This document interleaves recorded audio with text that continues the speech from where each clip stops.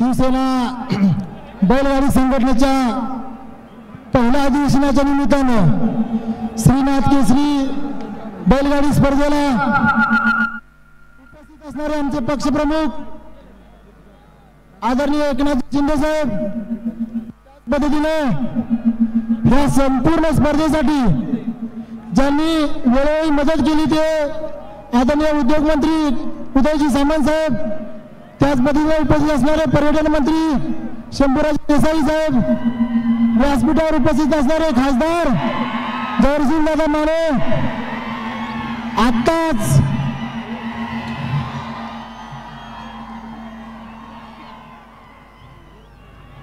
आत्ताच ज्यांनी अगदी एका पैलवानाला शोभल अशी मैदानामध्ये एंट्री केली आहे ते आपल्या सांगोल्याचे माजी आमदार आदरणीय शहाजी बापू, त्याच पद्धतीने खानापूर आटपाडी विधानसभा मतदारसंघाचे आमदार सुहास भैया बाबर, कोल्हापूरचे शहरचे आमदार राजेदादा क्षीरसागर, व्यासपीठावर उपस्थित असणारे तलाठी पाटील, शरद कंसे काका, व्यासपीठावर उपस्थित असलेले सर्वच मान्यवर व समोर उपस्थित असणारे बैलगाडीतील सर्व गाडा मालक शौकीन, मी जास्त वेळ घेणार नाही साहेब, कारण 400 वर्षाच्या बैलगाडीच्या इतिहासामध्ये सर्वात मोठा क्षण म्हणजे आज ह्या फॉर्च्युनरच्या मैदानचा जनरलचा फायनलचा फेरा आणि पट्टापद्धतीतली फायनल, त्यामुळे मी जास्त वेळ घेणार नाही. ज्या पद्धतीने साहेब हरित क्रांती झाली, सफेद क्रांती झाली, तशी आज शेतकऱ्याच्या गोधनाची क्रांती आज शिवसेना पक्षाने करून दाखवलेली आहे. साहेब आपल्या श्रीनाथ केसरी बैलगाडी स्पर्धेमध्ये विदर्भ, मराठवाडा, कोकण यासह पंजाब, हरियाणा, कर्नाटक, तामिळनाडू संपूर्ण भारत देशातील बैलगाडी मालक शेतकरी या ठिकाणी उपस्थित आहेत. जवळजवळ साहेब 5000 बैलांमध्ये भाग घेतलेला आहे. त्याचबरोबर संपूर्ण देशातील श्वान सुद्धा या ठिकाणी साहेब समोरच्या ठिकाणी श्वानच्या स्पर्धा चालू आहेत आणि तिथे श्वानच्या स्पर्धा चालू आहेत. तो 500 श्वानांनी संपूर्ण देशातील या स्पर्धेमध्ये भाग घेतलेला आहे. शेतकऱ्याचा व गोधन सांभाळणाऱ्यांचा अखंड भारतातील शेतकऱ्यांच्या व गोधन संवर्धन करणाऱ्यांचा महाकुंभ मेळा आज सांगली जिल्ह्यामध्ये भरला आहे. साहेब ही माझी 4थी बैलगाडी स्पर्धा आहे. ह्यापूर्वी 1, 2 नव्हे तर 3 बैलगाडी स्पर्धा मी आमच्या फाउंडेशनच्या माध्यमातून पार पडल्या. पण आज आपल्या पक्षाचं पहिलं अधिवेशन श्रीनाथ केसरी बैलगाडी स्पर्धा आपण या ठिकाणी आयोजित करतोय. पण साहेब आज शेतकऱ्यांच्या नादाबरोबर आज आपली श्रीनाथ केसरी बैलगाडी स्पर्धा जाहीर झाल्यापासून जवळजवळ 100 कोटींची उलाढाल या शेतकरी वर्गामध्ये बैल खरेदी विक्रीच्या व्यवहारामध्ये झालेली आहे. आपल्या स्पर्धेच्या निमित्तानं जो आदत कोण बैल, लहान बैल जो असतोय 50,000च्या बैलाची किंमत साहेब 5 लाख रुपये झालेली आहे. आणि कदाचित आपल्या स्पर्धेमध्ये त्यानं पार केली तर त्याची किंमत 25 लाखाच्या घरामध्ये जाणार आहे. म्हणजे शेतकऱ्यांचं नवीन अर्थचक्र ह्या स्पर्धेच्या निमित्तानं तयार झालेलं आहे. आणि येणाऱ्या काळामध्ये बैलगाडी स्पर्धा हे शेतकऱ्यांचं पॅरलर अर्थव्यवस्था होऊ शकते हे शिवसेनेच्या पहिल्या अधिवेशनाने दाखवून दिलेलं आहे.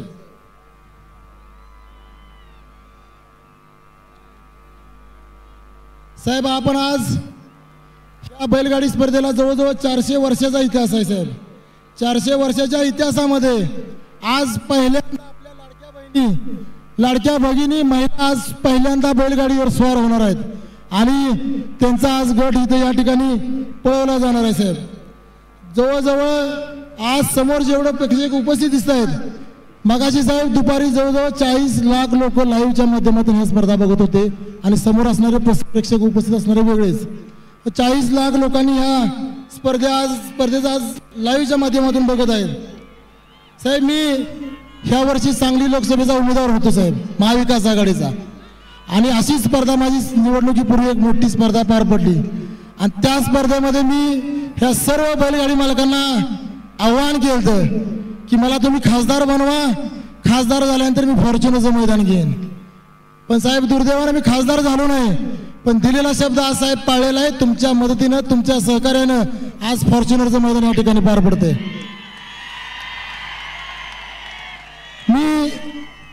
त्यानंतर ज्यावेळी आपली साहेब सिंदूर महारक्तदान यात्रा काश्मीरमध्ये झाली, त्याच ठिकाणी त्या स्टेजवर आदरणीय उदय सामंत साहेबांनी संपूर्ण त्या 1200 जे आपले पैलवान त्या ठिकाणी आले त्यातले जवळजवळ 1000 गाडी मालक होते. त्या ठिकाणी उदय सामंतांनी एक शब्द दिला की इतिहासामध्ये कधी जी बैलगाडी स्पर्धा झालेली नाही ती बैलगाडी स्पर्धा येणाऱ्या काळामध्ये आदरणीय एकनाथजी शिंदे साहेबांच्या मार्गदर्शनाखाली आम्ही घेऊ. आणि खरोखर शिवसेनेच्या दोन शिवसैनिकांनी आदरणीय उदयजी सामंत साहेबांनी काश्मीरमध्ये दिलेला शब्द, मी लोकसभेच्या उमेदवारीच्या पूर्वी दिलेला शब्द हा शिवसेनेचा पूर्ण केलेला आहे. आज या निमित्ताने मी सांगतो आपल्याला साहेब, आज आपलं व पक्षाचं संपूर्ण खरोखर शेतकऱ्याच्या घरामध्ये आज प्रामुख्यानं जो सीमेवर लढणारा जवान आहे तो शेतकऱ्याच्या घरामध्ये भरती होतो. आज बैलजोडी बघायला गेलं तर शेतकऱ्याच्या घरामध्ये बैलजोडी बघायला मिळते आणि एक पैलवान बघायचं गेलं तर शेतकऱ्याच्या घरामध्ये पैलवान बघायला मिळतो. आणि आपलं बारीक लक्ष शेतकऱ्याच्या प्रत्येक जे जिव्हाळ्याचे विषय आहेत त्या प्रत्येक जिव्हाळ्याच्या विषयावर आपलं प्रामुख्याने लक्ष आहे. सिंदूर महारक्तदान यात्रा सैनिकांसाठी केली. गोवंश संवर्धनाचा उद्देश डोळ्यासमोर ठेवून आज जे शेतकऱ्यांच्या घरामध्ये बैलजोडी असते ती खरोखर त्या बैलगाडीसाठी आज आपण एवढी मोठी स्पर्धा पार केलेली आहे. पण सामंत साहेब, जरा मला प्रामुख्यानं असं वाटतं की माझ्या कुस्ती क्षेत्राकडे आपलं थोडं जरा लक्ष कमी झालेलं आहे असं मला वाटायला लागले. कारण शेतकऱ्यांच्या घरामध्ये कुस्ती, बैलगाडी आणि सैनिक आपल्याला बघायला मिळतो. पण साहेब, आज आपली स्पर्धा जाहीर झाल्यानंतर 2 फॉर्च्युनर, 2 थार आणि 7 ट्रॅक्टर, 150 टू व्हीलर एवढं बक्षीस ऐकल्यानंतर खरोखर आज चर्चेचा विषय झाला. एवढा पैसा आला कुठून? अनेक जणांनी टीका केली, मीडियामध्ये त्याची चर्चा झाली. पण खरोखर आज मला एवढं सांगावंसं वाटतं की आज क्रिकेटचं शतक मारल्यानंतर एखाद्या क्रिकेटरला BMW कार दिली जाते, man of the match BMW Audi दिली जाते. पण आज शेतकऱ्याला जर आपण फॉर्च्युनर देत असलो, आमचा पक्ष देत असला, तर या टीकाकारांना म्हणजे काय पोटदुखी झाली हे मला प्रश्न पडलेला आहे. मी साहेब त्यावेळी म्हणलो की माझ्याजवळ पण भरपूर पैसे आहेत, माझ्या पक्षाजवळही भरपूर आहे. जर शेतकऱ्यांचा खरोखर फायदा होणार असेल तर आमच्या दोघांकडेही भरपूर पैसा आहे. त्यानंतर प्रश्न आला की शतक मारल्यानंतर जी BMW ऑडी कार दिली जाते. मी साहेब असं म्हणलो, येणाऱ्या काळामध्ये पुढची बैलगाडी स्पर्धा जी असेल ती आपली BMW जी असेल. हे साहेब नुसतं म्हणलोय साहेब, मी द्यायची नाही पण नुसतं म्हणलेलं आहे. पण खरोखर जर ती आपण जर जाहीर केली तर आज शेतकरी वर्गामध्ये जी 100 कोटी उलाढाल झालेली आहे ती 1000 कोटीमध्ये जाईल. आणि मी साहेब हे पुराव्यानिशी परवा सायमन साहेबांच्यावर प्रेस घेत असताना हे पुराव्यानिशी प्रेस समोर घेऊन बसलो होतो की कशा पद्धतीने 100 कोटीची उलाढाल झाली. साहेब, मी जास्त वेळ घेत नाही, जाता जाता एवढं सांगतो, आज आपण 2 फॉर्च्युनर, 2 थार आणि 7 ट्रॅक्टर देणार आहोत. एक माझी विनंती आहे साहेब, आज जे विजेते असतील प्रमुख 11 त्या प्रमुख शेतकऱ्यांचा सन्मान शासनाच्या दरबारात झाला पाहिजे, म्हणजे मंत्रालयाच्या पुढे आपल्या हस्ते झाला पाहिजे. एवढी मी आपल्यासमोर विनंती करतो, ती आपण मान्य अपेक्षा आहे. आज बैलगाडी संघटनेचं पहिलं अधिवेशन पार पडतंय. ज्या पद्धतीने साहेब क्रिकेटचं IPL असतंय, खो खो कबड्डीचं जे लीग भरतं, येणाऱ्या काळामध्ये शिवसेना पक्ष बैलगाड्यांचं IPL भरवल, बैलगाडी प्रो लीग भरवल असं माझी आपणास विनंती आहे. ते आपण जाहीर करावं आपल्या भाषणामध्ये. आणि साहेब माझी दुसरी एक विनंती आहे साहेब, ह्या प्रो बैलगाडी असतील खरोखर संपूर्ण महाराष्ट्रातील नव्हते पूर्ण देशातील शेतकरी एका जागी येतील या बैलगाडी स्पर्धेच्या माध्यमातून. आणि खरोखर हे शिवसेना पक्षानं जर केलं तर खरं हा इतिहास घडेल की जनावरांची प्रो लीग झाली, पूर्ण जगामध्ये याचा डंका वाजेल.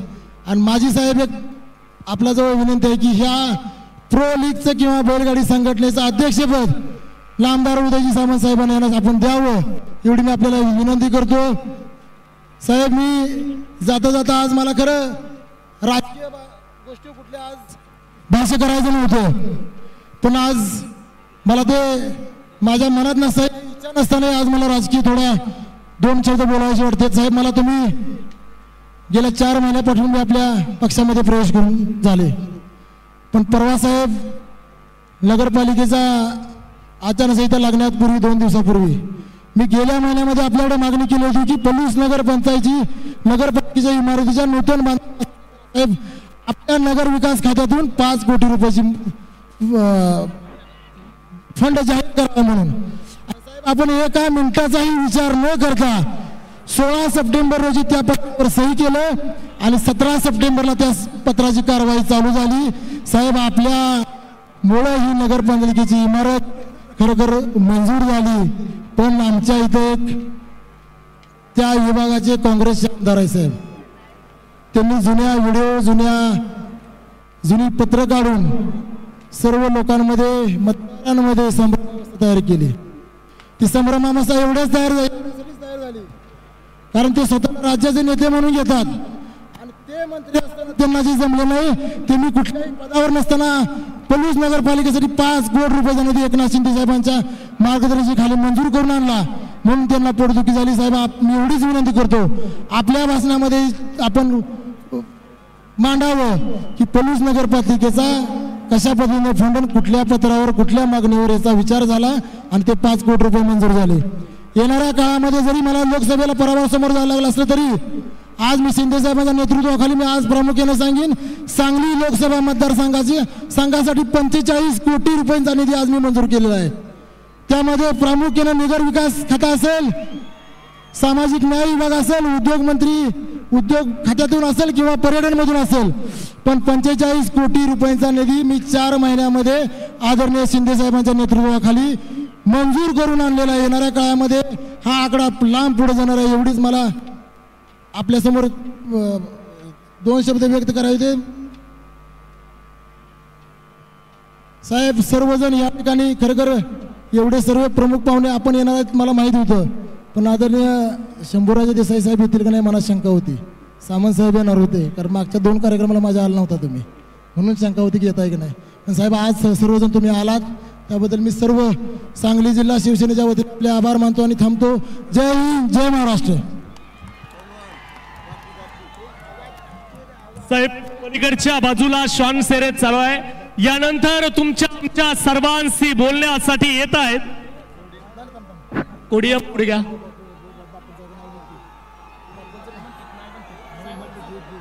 यानंतर